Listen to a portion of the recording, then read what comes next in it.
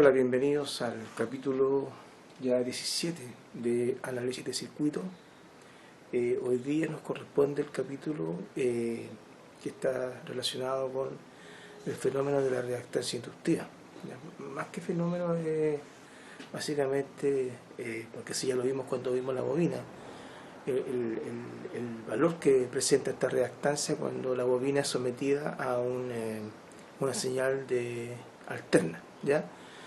Este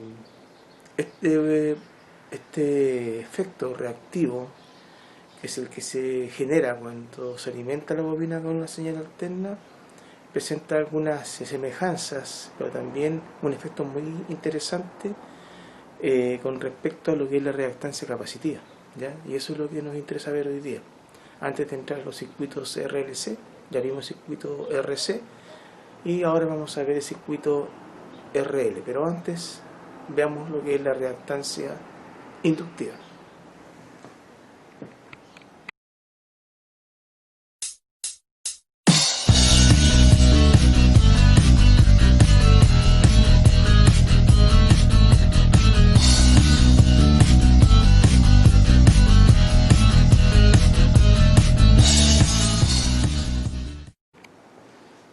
La reactancia inductiva es el efecto, ¿no es cierto?, que produce una bobina cuando es sometida a una señal en un régimen alterno y presenta una expresión matemática que es un número imaginario. Nosotros recuerden que definimos los números imaginarios en electrónica con la letra J, para no confundirse con la I, que significa corriente. Denotamos por la letra J que ya estamos frente a un número imaginario multiplicado por 2 por pi por f, igual que en el condensador, pero en vez de estar en el denominador, está en el numerador, es más sencillo, ¿ya? 2 por pi por f, que es básicamente la velocidad angular, o sea, el 2 pi por la frecuencia, ¿se acuerdan de inicio de las clases de señales alternas? Y multiplicada, por supuesto, por la valor de la inductancia, por L, ¿de acuerdo? Como dije, este número es un número de tipo imaginario, al igual que el condensador se denota por la letra X, pero evidentemente que en vez de llevar una C de condensador, lleva una L. Si usted tiene el valor de la velocidad angular, evidentemente no despeje la F, sino ya está lista ya. Entonces usted puede colocar inmediatamente la omega de velocidad angular multiplicado por el valor de inductancia. Y por supuesto esto también siempre en ohm, en ohm. ¿Por qué? Porque este fenómeno, al igual que el del condensador, presenta algunos efectos sobre la corriente, ¿ya? ¿Se acuerdan cuando vimos circuito de RC? Pasaba algo bien interesante cuando graficamos, cuando hicimos el diagrama fasorial. La corriente quedaba algunos ángulos delante del voltaje. En este caso va a ser al revés. No, de hecho es positivo el valor de la reactancia. En el caso del condensador era menos J, 1 partido por 2 por pi por F y por C. En el caso de la bobina es J, 2 por pi por F y por L, un valor positivo, así que ya eso nos va a dar un dato de que va a cambiar algunas condiciones, ¿ya? Este fenómeno de la reactancia está presente en varios, digamos, equipamiento o cualquier tipo de proceso que involucre motores, por ejemplo, ¿ya? El motor posee un núcleo, ¿no es cierto?, que es un bobinado, no una bobina sencilla como la que hemos presentado, pero igual tiene un arreglo, presenta un fenómeno inductivo, que es el necesario para que gire el rotor, ya que eso provoca un fenómeno electromagnético, ¿no es cierto?, y sabemos que si los magnetismos tienen la misma polaridad se repelen, y como no puede salir del equipo, gira, y ahí eso provoca el movimiento. Todas las empresas presentan en algún momento algún motorcito, ya sea presente en sistemas fijos o portátiles, como por ejemplo los taladros, qué sé yo, galleteras. Y todos esos equipamientos están, su principio de funcionamiento se basa en la bobina, en el fenómeno de Faraday, ¿ya? Por lo tanto, vamos a tener que considerar el tema del tema de las bobinas en los sistemas industriales, porque ya sabemos ya que la corriente no va a ir en fase, ¿ya? Si va más adelante o va más atrás, eso lo vamos a ver con el ejercicio que tenemos que presente, ¿de acuerdo? Ahí vamos a darnos cuenta qué es lo que pasa con la corriente con respecto a la tensión, ¿ya? Eso va a provocar un desfase. Recuerden que cuando vimos el condensador calculamos el desfase, ¿ya? Utilizando las funciones trigonométricas y el señor Pitágoras. Por lo tanto, vamos a hacer lo mismo. En este caso, es básicamente el método de análisis es el mismo, ¿ya? No presenta ninguna dificultad. Ya si ustedes saben hacer el condensador, con mayor razón, debido a que este es un número positivo, van a poder hacer más fácil el tema de los cálculos de diagramas fasoriales de cargas inductivas, ¿ya? En el tema de las cargas inductivas, les repito, está presente en muchos procesos industriales. Inclusive en su casa, si usted tiene, por ejemplo, un fluorescente, esos antiguos, hay un dispositivo que se llama ballast, ¿ya? Y ese ballast no es nada más que una bobina, ¿ya? Recuerden que una vez les expliqué yo que cuando una bobina se alimenta en forma pulsante o empieza a presentar un rechazo que es súper agudo, ¿ya? Una sobretensión, un overshoot le llamamos, ¿de acuerdo? Ese el proceso de cortar y entregar corriente al ballast lo hace un dispositivo que se llama partidor y pestañea. O sea, si ustedes, bueno, son casi todos electrónicos, si hay algún antiguo se da cuenta que hay un pestañeo previo, que es el producto del partidor, y está sometiendo la bobina a cortes de energía, ¿ya? Apertura y es como un switch, un on-off, ¿de acuerdo? Y eso provoca una sobretensión que es capaz de ionizar el gas que está contenido en el tubo y se pone incandescente, ¿ya? Pero esos fenómenos reactivos presentes en la mayoría de los equipamientos de una empresa no son muchas veces bienvenidos. Produce una serie de fenómenos, aparte de contaminación armónica, ya les voy a explicar lo que es eso. Además produce este problema de corrimiento entre la tensión y la corriente, y para efectos de la potencia puede ser complicado, ¿ya? ¿Qué vamos a hacer ahora? Vamos a ir a la tableta digital, vamos a hacer un ejercicio, vamos a hacer el diagrama fasorial y vamos a explicar el efecto que genera en un circuito la bobina, ¿ya? Junto a la resistencia, al cual le vamos a llamar evidentemente los circuitos RL, ¿ya? Una vez que terminemos lo que es la bobina, hacemos un análisis en un circuito RLC. No es la gran cosa, un negativo con un positivo se suman y no hay ninguna dificultad, ¿de acuerdo? Así que, bueno, vamos a preparar el material para poder hacer un ejercicio de un circuito RL y quedar un poquito más claro de lo que es este proceso de cálculo de reactancia, ¿ya? Inductiva en este caso. Ok, esperemos, veamos ahora el tema del ejercicio. Ok. Ya, vamos entonces a ver este ejercicio que es de reactancia inductiva, que es muy sencillo, ¿ya? ¿Cómo se resuelve? Antes de entrar al análisis de circuito, mira, lo único que ustedes necesitan conocer para calcular la reactancia inductiva es el valor del valor de la inductancia de la bobina, que aquí dice 10 milihenrios, no sé si ahí lo ven con el puntero del mouse, y necesitan evidentemente la frecuencia, ¿ya? Este parámetro es importante, muy importante, porque de esto depende el valor de la reactancia, ¿ya? Bueno, cuando le piden calcular el valor de la reactancia para una bobina cuya inductancia es de 10 milihenrios, o sea, 1, 2 y 3, 0,01, no 10, 0,01, tienen que desarmar el mili. Recuerden que el mili es 1 por 10 elevado a menos 13. Se corre la comita que está acá, que no se ve porque no se pone, y se corre a la izquierda, ¿ya? Y se alimenta con una señal de una frecuencia de 1 kilo, no 1, 1 kilo. 1 kilo es 1 por 10 elevado a 3, y le pasé las tablas de descompresión de potencia, así que esto queda en 1000. Bueno, entramos a la fórmula. ¿Cómo es la fórmula de la reactancia inductiva?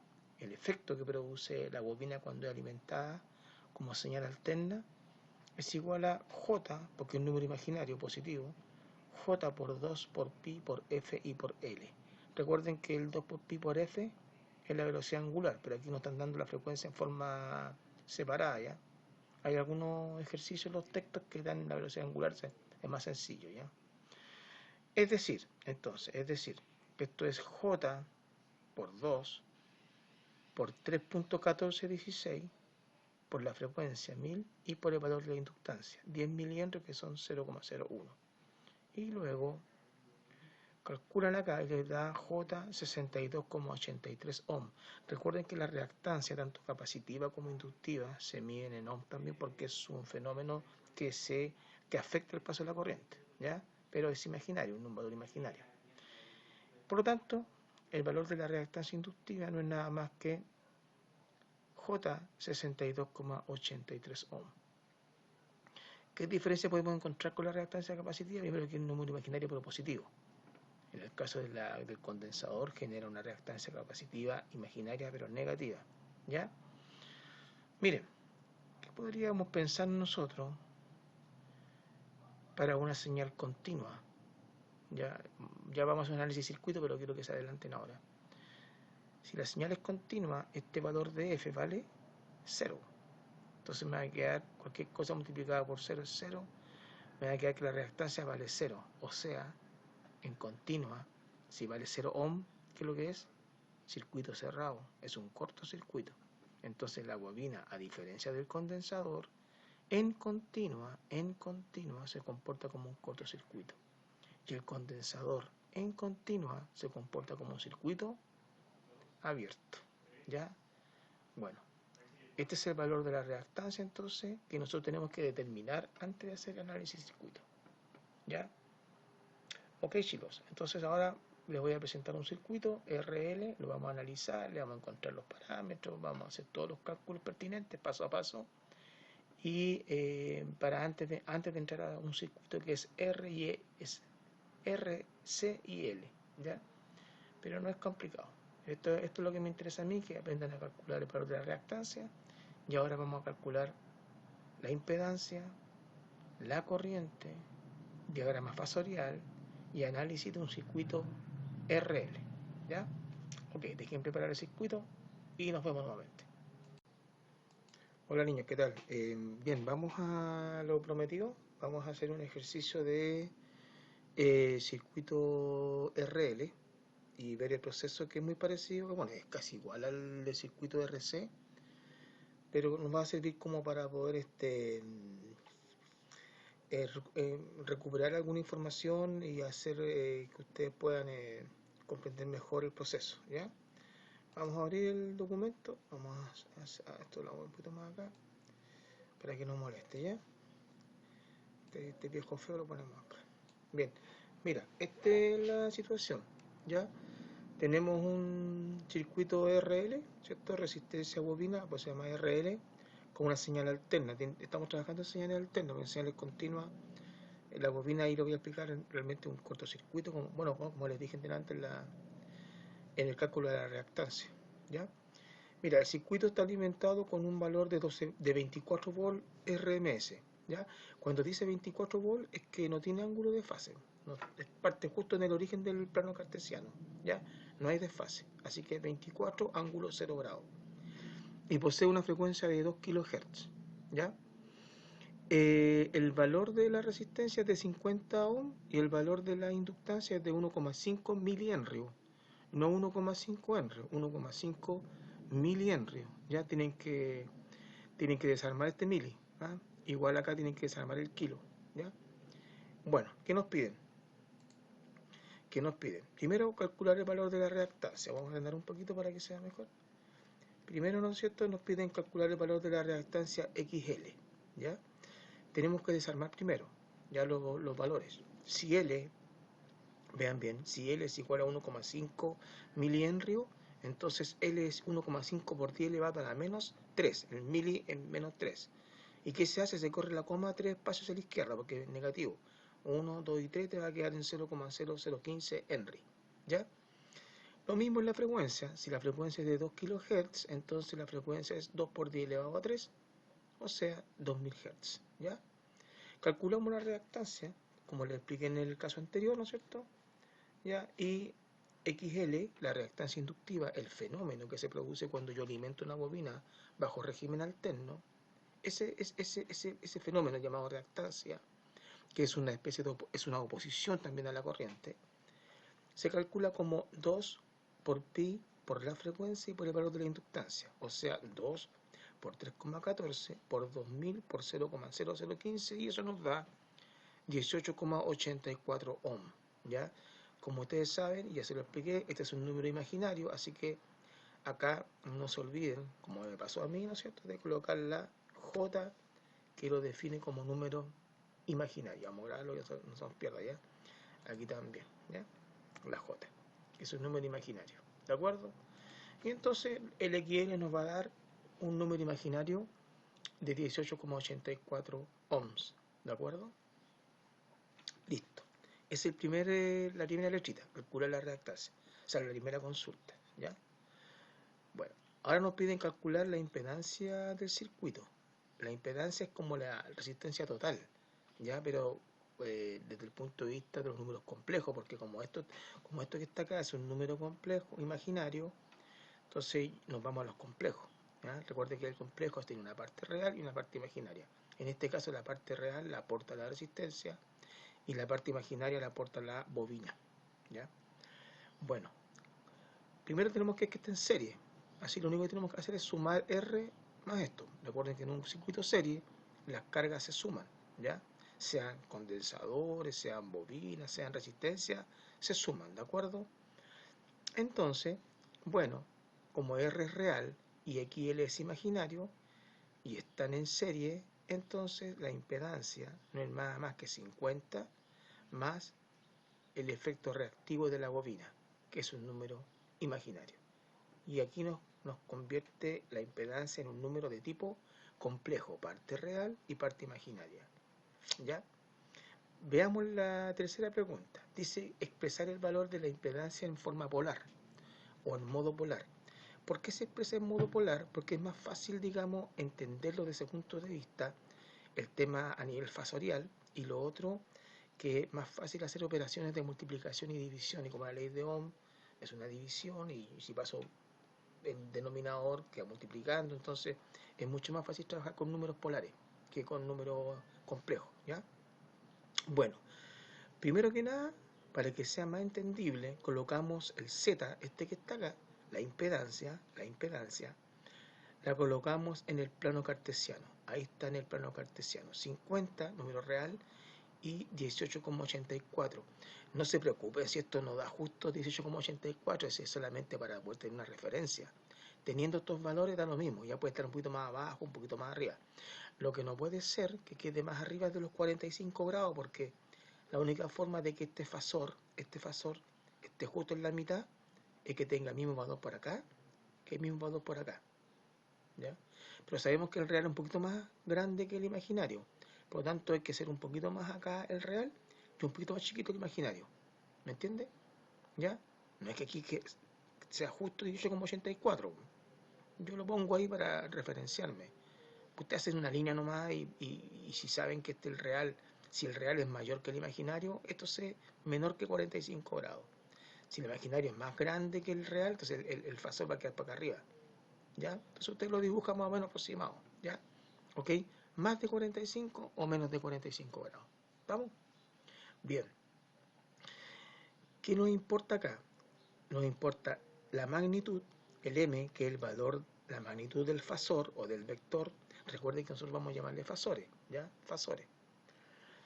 Nos interesa la magnitud y nos interesa este que está acá, el ángulo tita, este ángulo que está acá, metido acá, ¿de acuerdo? Con eso expresamos en modo polar. Con esas dos cositas tenemos para poder trabajar en modo polar. Fíjense que acá se forma un triángulo rectángulo, entonces podemos aplicar Pitágoras para encontrar la hipotenusa. Al final el fasor se convierte en una hipotenusa. Y además tenemos el cateto opuesto y el cateto, este que está acá, adyacente. Entonces podemos usar las funciones trigonométricas para encontrar el ángulo, ¿ya? Cateto opuesto, 18,84, opuesto al ángulo. Ahí, esto que está acá, ¿cierto? Mide justo 18,84. Y el cateto adyacente, que está al lado del ángulo, este que está acá, mide 50. ¿Ya? Y con esos dos valores estoy al otro lado. Entonces, podemos calcular la magnitud de m, la magnitud m de z usando Pitágoras.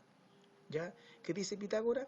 Que esto al cuadrado, el cateto adyacente al cuadrado, más el cateto opuesto al cuadrado es igual a la hipotenusa al cuadrado.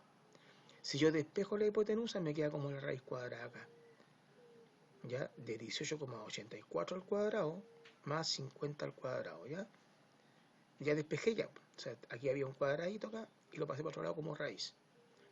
Meto en la calculadora y me da que la magnitud de este fasor sale 53,43. El valor de magnitud. Ya tengo la magnitud.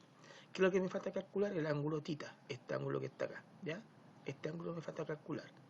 Pero puedo usar la función trigonométrica más sencilla que me acomode a lo que tengo. Y aquí tengo todo. Tengo la magnitud, tengo el cateto opuesto, y el cateto adyacente. Si tengo lo opuesto y tengo el adyacente, puedo usar la función tangente. ¿Por qué? Porque el tangente de este ángulo es igual al cateto opuesto partido por el cateto adyacente, tal como se especifica acá. Mira, como tenemos los dos catetos, para encontrar el ángulo tita, podemos usar la función tangente. Tangente de tita es igual al cateto opuesto. ¿Cuánto vale el cateto opuesto? Ahí está, cateto opuesto, 18,84. ¿Y cuánto vale el cateto adyacente? Ahí está, 50. ¿Ya? 18,84 partido por 50 me va a dar 0,3768. Despejo el tita, o sea, paso la tangente para este lado de acá, la paso para este lado de acá, el tita, y pasa como menos 1, ¿ya? Entonces en la calculadora usted pone tangente a la menos 1 con Shift o Fn y en la calculadora le va a aparecer, ¿ya? ¿Dónde está la función inversa? Usted pone la función inversa, pone este valor, este que está acá, lo pone acá, ¿ya? Y le va a dar 20,65 grados, que está bien, porque este es mucho más alto que esto. Entonces, en menos de 45, ahí yo sé al tiro que está bueno. Cuando esto es más grande que esto, tiene que ser menos de 45 grados y me da 20,65, está bien, ¿ya? Y por lo tanto, ¿no es cierto?, ya en forma más ordenada, tita es igual a 20,65 grados. Ahora ya podemos expresar en modo polar. Recuerden que en modo polar es la magnitud y el ángulo acá en esta especie de... aquí me falta una unión, pero que es difícil hacerlo, ¿ya? Pero usted lo hace después con el lápiz, y aquí falta una rayita, ya. Pero a lo de menos. La magnitud y el ángulo tita, 53,43 y el ángulo tita 65 grados. Ahí está. ¿Se fija? Esta es la forma polar, pues tiene una P ahora. Esta es la forma polar de este número complejo. De este. ¿Ya? Este número complejo y esta es su forma polar. ¿Por qué es importante? Porque me da la magnitud y me da el ángulo de inclinación. Me da la magnitud y me da el ángulo de inclinación, ¿ya? Que nos va a servir más adelante. ¿De acuerdo? Bueno, ahora nos piden calcular la corriente. Fácil, pues. Aplicamos una ley de Ohm. Sabemos que la tensión es la corriente por la resistencia, pero como estamos en polares, y la resistencia total ahora es la impedancia, decimos que la tensión polar es igual a la corriente polar por la impedancia polar, ¿de acuerdo?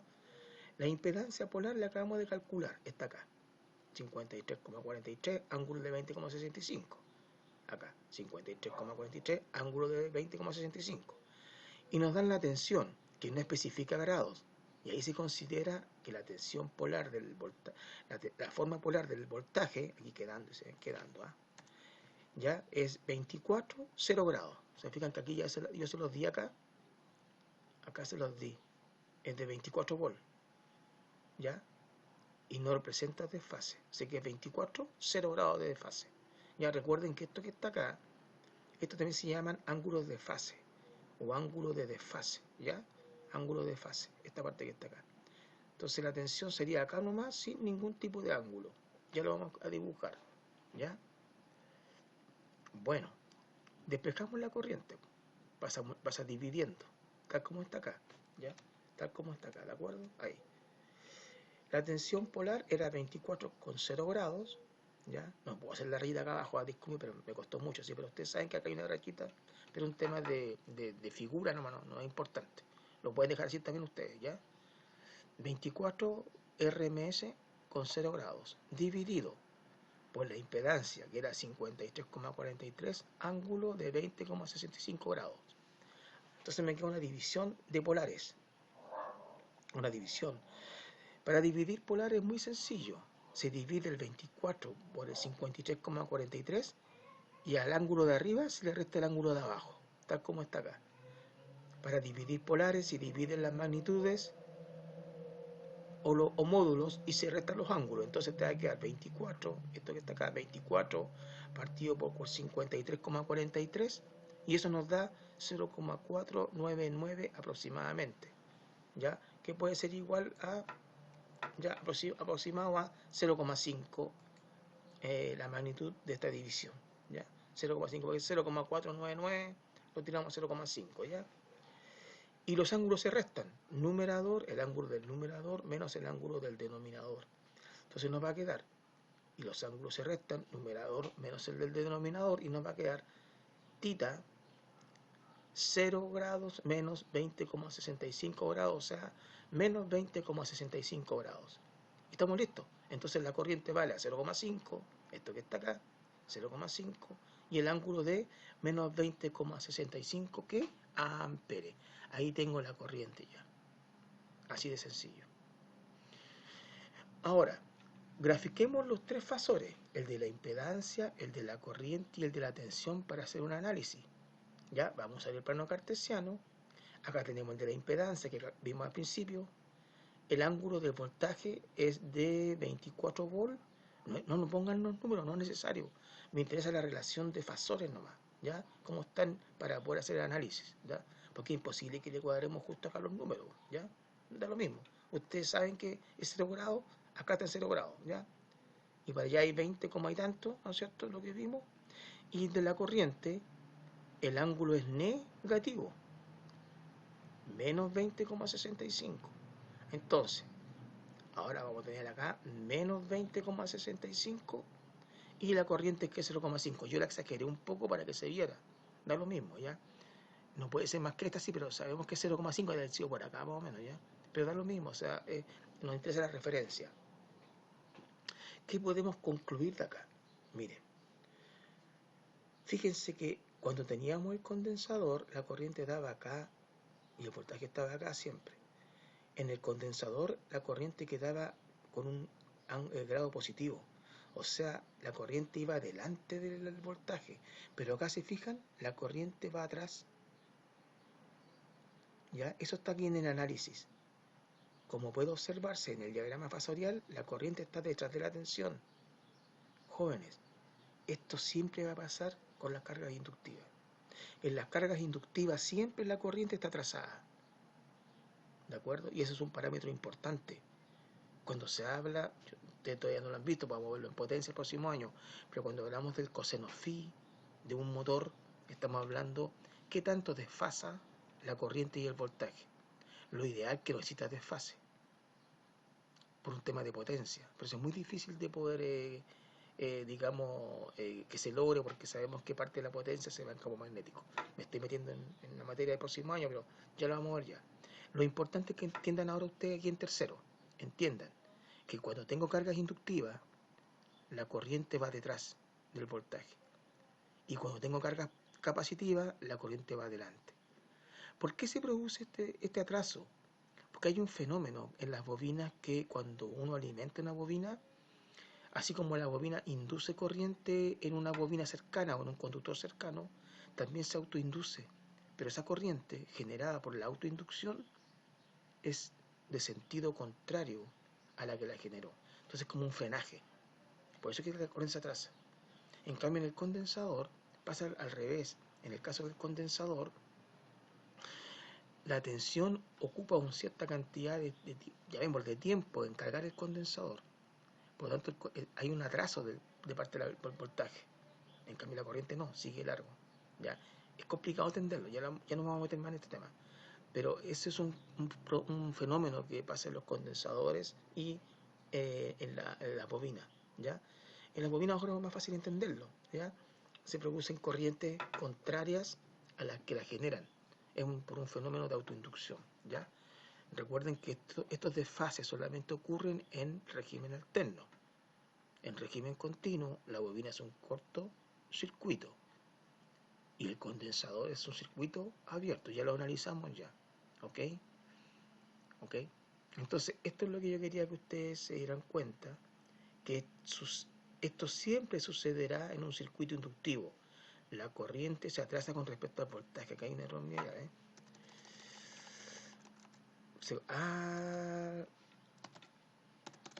al voltaje. ¿Ya? ¿Ok? Va atrasado. ¿Ya? Y eso se puede realizar con los diagramas fasoriales. Por eso es que es importante los diagramas fasoriales, porque nos determina a nosotros apreciar el fenómeno que ocurre con los circuitos que son más inductivos o más capacitivos, ¿ya? Y nos permite evaluar qué está pasando con los motorcitos, qué está pasando cuando tengo muchas cargas inductivas, ¿ya? Pregunta, ¿se podría compensar el problema del atraso? ¿Cómo podría ser de que esta corriente se acerque más al voltaje? Fácil. Agregue usted acá un condensador. Como el condensador tiene signo negativo, se van a compensar. ¿Se fija? Cuando hagan la práctica, en algunas empresas se van a encontrar que existen los bancos de condensadores. Y eso sucede porque esa industria, a lo mejor, hay muchos efectos inductivos producto de los motores. ¿Ya? Y eso genera algunas dificultades con la potencia. No le he explicado todavía la potencia en régimen alterno, pero para allá vamos, ¿ya? ¿Ok? Ese es el norte. Para analizar qué sucede cuando tenemos muchas cargas inductivas y cómo compensarlas, ¿ya? ¿Ok? Hay otros fenómenos muy interesantes como la resonancia que también tienen que ver con lo mismo, ¿ya? Pero eso va a ser más adelante, ¿de acuerdo? Ya, jóvenes, esto es lo que yo tenía para hoy día para poder terminar con los circuitos RL. ¿Qué nos falta? Bueno, un par de ejercicios de circuitos RLC. Vamos a meter bobina y condensadores. Y ya con eso rematamos lo que es señal alterna antes de hacer algunos temas de potencia. ¿Mm? Ya pues chiquillos, ok, eso es. Espero que les sea de provecho. Nos vemos.